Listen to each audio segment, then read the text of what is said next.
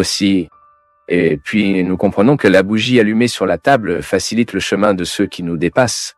Si je suis prêt à être un homme joué et que si je m'interprète comme une bougie allumée sur la table du monde, à propos de cet autel qui est le monde, je faciliterai le passage de ceux qui me traversent.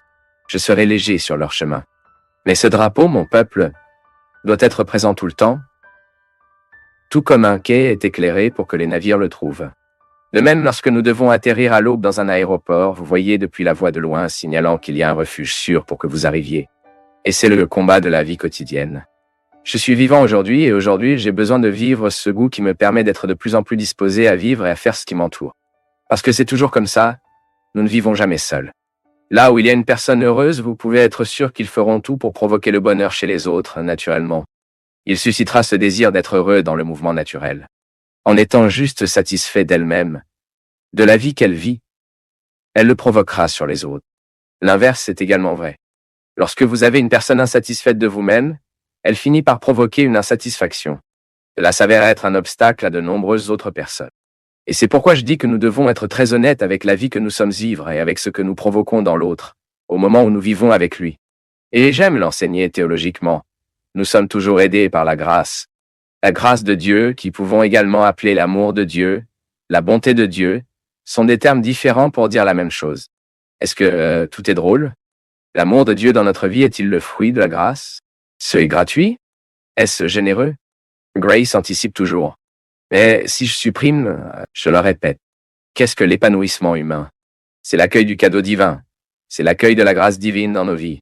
Et dans l'union de cet accueil qui se déroule dans les activités, les attitudes, le choix, en disant oui, en disant non, c'est ainsi que nous rendons l'existence fructueuse en disant oui et pas au bon moment. Saint Augustin a dit très sagement que même l'amour avec lequel nous aimons nous avait été donné par Dieu. Je ne peux que l'aimer, parce qu'il m'aimait en premier. Je ne peux être bon parce qu'il était bon avec moi en premier. Je ne peux avoir du courage que parce qu'il a déjà déposé du courage en moi. Mon effort qui est tout mon engagement envers ma vie quotidienne, ma vie chrétienne. Car il n'y a pas de vie chrétienne sans cette autre dimension humaine. C'est le premier grand défi que nous avons dans la vie.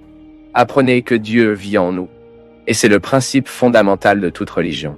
Apprenez-nous que nous sommes un saint temps. Vous savez que vous êtes un territoire sacré, habité par le sacré. Cela fait toute la différence, parce que cela vous fait changer ce que vous ressentez.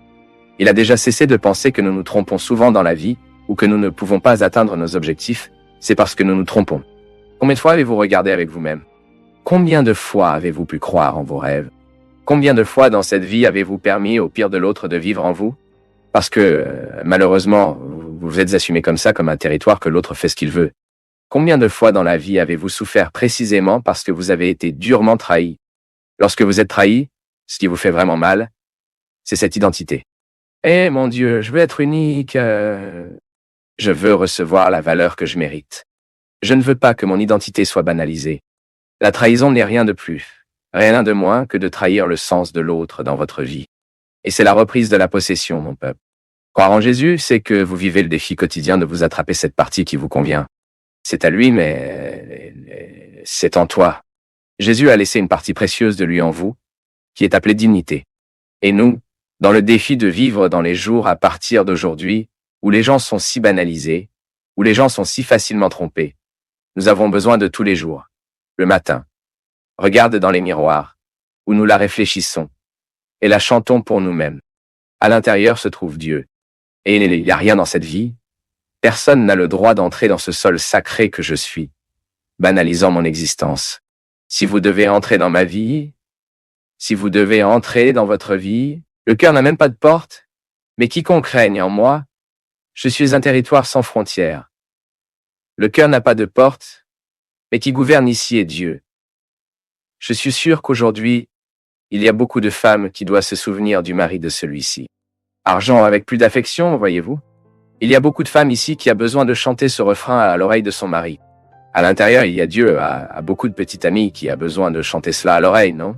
Regardez, je ne suis pas un objet, non, vous voyez? À l'intérieur, il y a Dieu. Il y a beaucoup d'amis qui ont besoin de se chanter. Parce que le véritable amour, mon peuple, ce dont nous avons vraiment besoin, c'est celui qui nous aime avec amour similaire à ce que le Seigneur a pour nous. Je dis toujours ça. Je remercie les amis que Dieu a mis dans ma vie et qui sont capables de m'aimer comme il m'aime, avec la liberté à responsabilité, voulant de mon meilleur. Si tu découvrir quelqu'un qui vous aime, oui, en voulant toujours votre meilleur, et même si, de temps en temps, vous devez vous tirer l'oreille pour ce que vous faites de mal, levez la main vers le ciel. Vous êtes plus susceptible de vous entraîner que celui que vous n'avez pas. Nous devons apporter cet apprentissage dans nos maisons. Nos maisons sont souvent des endroits où nous sommes si manquants, où nous manquons tellement de respect. À l'intérieur de notre maison doit avoir Dieu, sinon nous ne travaillons pas. Et la religion est cette heureuse opportunité que nous devons réaliser cette certitude, que Dieu habite même le pire de tous les êtres humains. Je suis un territoire sans frontières, que le cœur n'a pas de porte, mais la frontière est Dieu et tout le Père beaucoup plus fort. Et mon Seigneur qui me guérit, et qui ici n'a pas besoin d'être guéri de temps en temps. Tout le monde, n'est-ce pas? Je dis toujours, mon peuple, que le plus grand défi de chaque jour, et à chaque fois, est de savoir comment nous occuper. Ce Dieu nous enseigne. Ce que Jésus a fait précisément dans la vie des gens, c'est de leur apprendre à vivre avec eux. Parce que nous ne pouvons travailler que dans la vie, car nous pouvons vivre avec nous-mêmes. Que nous sommes conscients de nos défauts, de nos limites, de nos possibilités, à partir du moment où nous savons comment exprimer qui nous sommes en faveur, pour pouvoir surmonter vos faiblesses, pour que vous ayez les conditions de travail. Car ce n'est que pour ce Dieu vous a mis dans le monde, à travailler et être heureux, pouvoir aimer et être aimé, pour atteindre vos objectifs. Il vaut donc la peine de se convertir. La conversion est l'opportunité que nous donnons à Dieu pour nous aider à gérer nous. Parce que le jour où nous apprenons à nous occuper, où nous ne sommes pas en baisse, mais nous nous efforçons de nous retirer chaque jour, personne d'autre ne peut nous tenir. C'est l'action de Dieu dans la mienne et votre vie. C'est le miracle que nous demanderons à Dieu chaque jour. Aujourd'hui, donnez-moi des conditions pour m'occuper de moi-même, monsieur.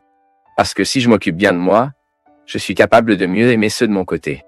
Je suis en mesure de commencer mes voies au moment de mon échec. Que Dieu te bénisse. Super tous les jours. Amen. Que Dieu te bénisse. Chante avec moi, mon peuple. Et chaque fois que vous ressentez la tentation de vous discréditer, chaque fois que vous pensez que ça a pris fin, qu'il n'y a plus rien à faire, découpe le mot qu'il a dit, que vous pouvez toute cette journée. Où vas-tu? Allez-vous obtenir votre meilleure partie? Ou vous contentez-vous de ce que vous avez déjà pensé de vous? Allez-vous obtenir du courage ou vous installer dans votre faiblesse? Vous allez faire vos rêves ou vous vous contenter cauchemar? Vous êtes né de la victoire, et Dieu veut vous enrober toutes les bénédictions, toutes les grâces, afin que vous puissiez proclamer cette victoire dans votre vie. Plus de paresseux. L'Asie ne vient pas dans le ciel, voyez-vous. Le plus que vous obtiendrez est de servir du café dans la salle du purgatoire. Maintenant, je te regarde d'ici, je ne pense pas que tu sois né si peu, et né du ciel. Le ciel est votre casting. Je me trompe? Jetons un coup d'œil à qui est de votre côté, et disons-le. Toi. Allez faire de votre mieux.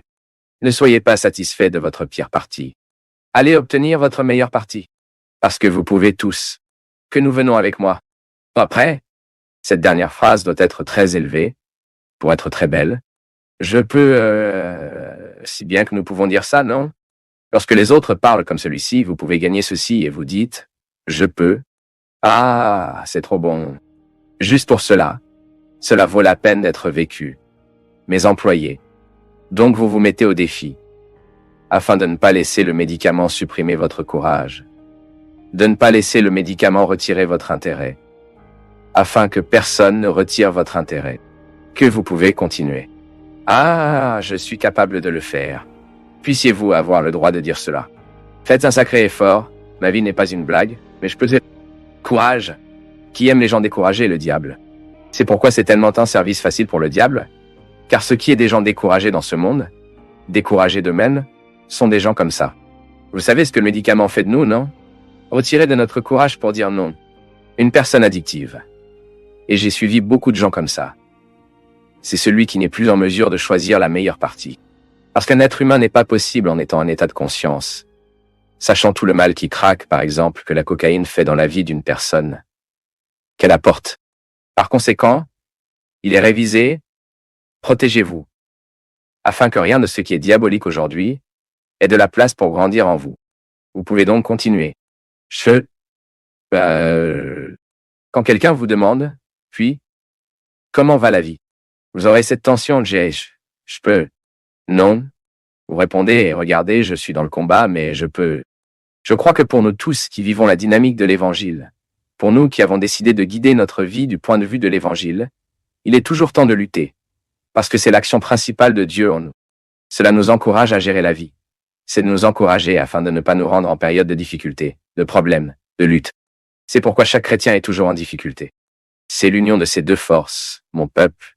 La grâce divine avec l'effort humain me permettant tous les jours pour que j'ai le courage de gérer ma vie. Au début, avoir le courage de savoir où je dois changer, ce que je dois faire pour rendre cette vie satisfaisante. Je pense que, au fond, ce que nous voulons, c'est que cela fait de la vie une activité satisfaisante et d'extraire ce goût quotidiennement de ce cadeau que nous recevons. Vous regardez le travail que vous faites, vous savez qu'il y a du sacrifice. Mais ce sacrifice, exercer cette profession que vous avez choisie, étant dans ce lieu de travail que vous avez choisi, vivant ce sacrifice de la vie quotidienne, que si vous identifiez qu'il vous accomplit en tant que personne, car il n'y a pas d'épanouissement humain sans sacrifice. Et puis vous allez, à la racine du terme, le sacrifice est que vous faites quelque chose de sacré. Mais nous ne faisons pas quelque chose de sacré uniquement avec de bonnes choses. Non. Cela prend une partie de la souffrance et de la douleur dans tout ce que nous faisons, n'est-ce pas? Mais besoin de la peine. Et Dieu nous encourage tout le temps en le regardant. Je n'ai pas manqué l'occasion, tu sais. J'ai été très agité avec mes demandes. J'ai besoin d'être heureux. Et être heureux, c'est avoir la totalité. Cela ne signifie pas être un idiot gay. Non. Cela signifie être satisfait de tout ce qui souffre même de ma vie. Car la seule souffrance, le seul sacrifice que Dieu veut vraiment pour nous, est celui qui nous met sur la bonne voie. Mais nous faisons une erreur, prêtre. Manquer. Mais je pense que notre engagement est de marcher pour faire moins d'erreurs, de pouvoir frapper un peu plus sur ce que nous choisissons. Quand vous sentez qu'il y a une situation brumeuse, oh mon Dieu, de quel chemin dois-je me mettre maintenant? Quelle est la perspective que je devrais maintenant apporter à ma vie? C'est le moment de la prière, du counseling, de la direction spirituelle, du partage avec ces gens qui nous aiment vraiment, avec des amis qui connaissent vraiment nos cœurs, et à partir de cette analyse que nous faisons ensemble, nous découvrirons quel est le but de Dieu pour nous. Parce que parfois, mon peuple, nous risquons de gaspiller notre sang, de gaspiller notre énergie au mauvais endroit, dans les mauvaises situations. Combien de malheur vient sur nous lorsque nous sommes au mauvais endroit, faisant ce qui ne va pas? Beaucoup de gens se perdent, beaucoup de gens meurent comme ça, c'est malheureux, non? Parce que le courage fait défaut pour nous mettre à la bataille, nous devons gagner. Et sans lutte, mon peuple, sans prière, sans réflexion, nous n'atteignons pas ces réponses. Nous sommes très complexes. L'expérience humaine nous montre cela. L'être humain est très complexe. Nous sommes des gisements de rêves, d'anglais, de désirs, de possibilités, de limites. Vous êtes un ensemble de mystères. Mais vous devez vivre cette vocation quotidienne pour enquêter sur ces mystères afin qu'au moins un peu d'entre eux, vous pouvez démêler et de ce qui est dévoilé pour pouvoir découvrir votre place dans le monde. Qu'allons-nous faire demain? Une bonne question. Je peux regarder aujourd'hui, identifier ce que j'ai fait de mal aujourd'hui, et peut-être proposer une matinée un peu plus intéressante qu'aujourd'hui. Voilà mon peuple, qui apporte le vital est là. Qu'est-ce que les lions vitales? C'est cette marin invisible qui a du sens pour ce que nous faisons, qui apporte la joie dans nos yeux, ce qui apporte de l'espoir à notre cœur, qui injecte du sang courageux dans nos veines, pour que nous n'arrêtons jamais de nous battre. Parce que si le sacrifice nous a vaincus, que si cela n'apporte pas cette satisfaction que vous êtes sur la bonne voie, alors c'est un drapeau que quelque chose doit changer. Parce que vous n'avez pas le droit de compromettre votre existence, car c'est un cadeau. Elle vous a été donnée par Dieu et vous n'êtes qu'un administrateur de tout cela. Et il est de votre responsabilité de mettre les choix aux bons endroits afin que cette existence soit brillante dans le monde. C'est pourquoi la vie de pluie est toujours fructueuse. Car elle se réveille dans les autres comme si c'était un fruit de bien. Parce que la personne qui est satisfaite de la vie qu'il mène, elle est naturellement généreuse, elle est naturellement solidaire, elle partage, elle se donne, et l'autre finit par infecter par cette vie qui est satisfaisante, tout comme parle l'évangile de la lumière qui est éclairée et placée sur la table afin qu'elle puisse servir à éclairer la vie des autres.